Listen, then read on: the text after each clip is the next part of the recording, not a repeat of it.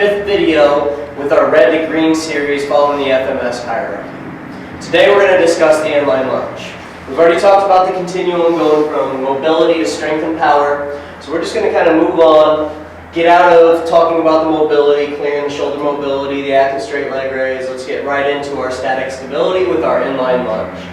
So as you notice on our board, we've got a handful of different exercises listed here. We're going to end up showing you the Cook hip lift today, as well as a Palloff press. So we're going to get in a couple different positions. We're going to be in a supine position, which I like to hammer home that first, and then we're going to move that up to a half kneel and with the Palloff. From there, we're going to move into our chop and lift. Our chop and lift, this can be kind of a gray area as to where to classify it as static or dynamic, because we have a static lower body with a dynamic upper body. So it kind of falls in a gray area. We love to use this in our dynamic stability, following a good progression here before we get into our split squats, our lunges, and if we end up adding power to the mix, split squat jumps and different things that are going to be powerful in the split hip position here. So Steve, why don't you go ahead and take me through the Cook hip lift all the way up to our split squats to where we can use assistance or just make sure we use our coaching to ensure the client is in good form and moving well, so we can just follow this progression. So let's go ahead and get started. One quick thing that I want to add to the continuum is that if we're doing a large group training situation here, we might kind of have to get back into some mobility situations again if we're red lighting based upon a predetermined program design. So, for example, say we pick 5 exercises and split squat is one of them in a large group training situation, we're going to have that red lighted, so we want to make sure that someone is doing something that's going to be more beneficial to them instead of something that's going to do more harm than good. So at that particular station, if we'll see wherever they fall on this, and if they fall into a mobility because they are an active straight leg raise 1 right now, if they're an active straight leg raise 1, we definitely don't want them doing split squats, chops and lifts and stuff like that yet. We want them clear that active straight leg raise. So we're still going to be working on something here, like maybe half kneeling hip flexor stretch. Same kind of stuff that you might work on with shoulder mobility and active straight leg raise. But we just want to note that in a large group training situation, people still might be doing some of this mobility stuff, and that's why that's on the continuum. Moving forward into the inline lunge, we're going to start with the Cook hip lift on the progression. So we'll just have Jared go ahead and hit the ground.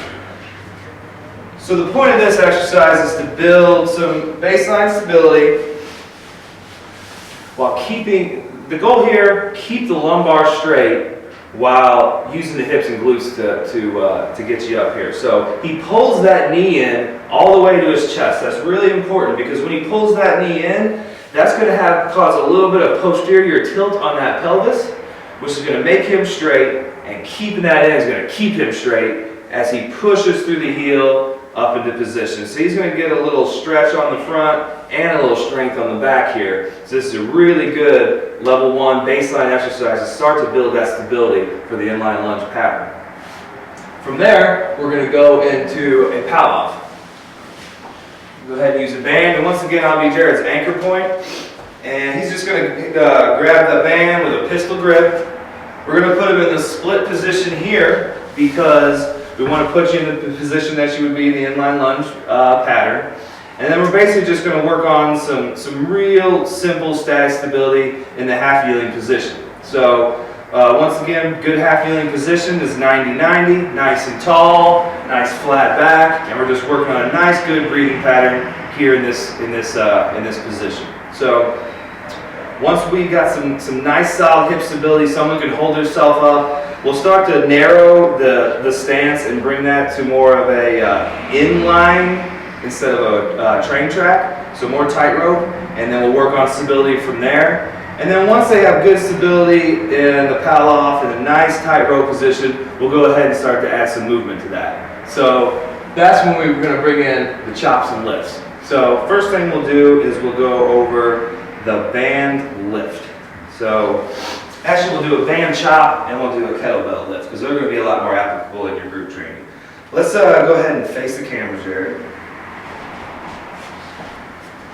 I'm going to have you do a chop. So The band is anchored at a high point once again, and Jared's going to go ahead and chop. And let's just do pistol grip.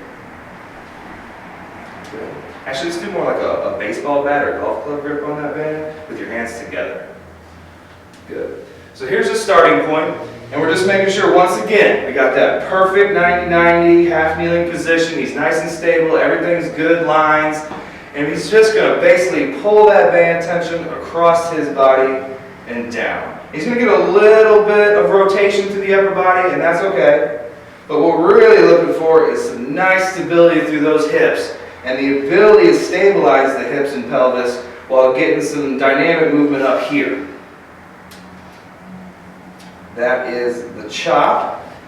And some people are going to need chops, some people are going to need lifts. Now we can do the lift by anchoring the band to a low point, doing the same thing. Let's just go ahead and do a kettlebell version. You can use a dumbbell for this. It's a lot easier in a group training situation where equipment might be limited. So same thing, 90-90 position, nice and tall, good lumbar, T-spine, and cervical posture. And he's just at a diagonal, bringing that across his body. We're looking to make sure that he stays stable through here. He doesn't start drifting forward or backwards. He's staying right on top of that knee. So let's do a lift your foot 3 times. And that's putting all his weight on that down leg hip. So we're challenging that hip as he moves the body through this diagonal motion. We want to make sure we don't see any valgus as he starts to lift up, so that knee stays in the same spot the entire time, and Jared looks pretty good. From there, we'll go into split squat progressions into lunges. So we'll start, once again, with an assisted split squat. So once again, we'll have Jared get into the band. It's best to once again have this anchored up and behind you, because this is going to pull him up and back, which is the pattern we want to see on the split squat. So he's anchored back here, we get him in that 90-90, and he's going to just drive straight up out of it, and the band is going to help pull him out. Once again, over time, we start to decrease the tension of the band, take the training wheels away, and he's doing split squats on his own. From there, we can start to get into some more dynamic stuff like reverse lunges, forward lunges, split jumps, any of those more dynamic single leg exercises to start to challenge that pattern with some strength and power exercises.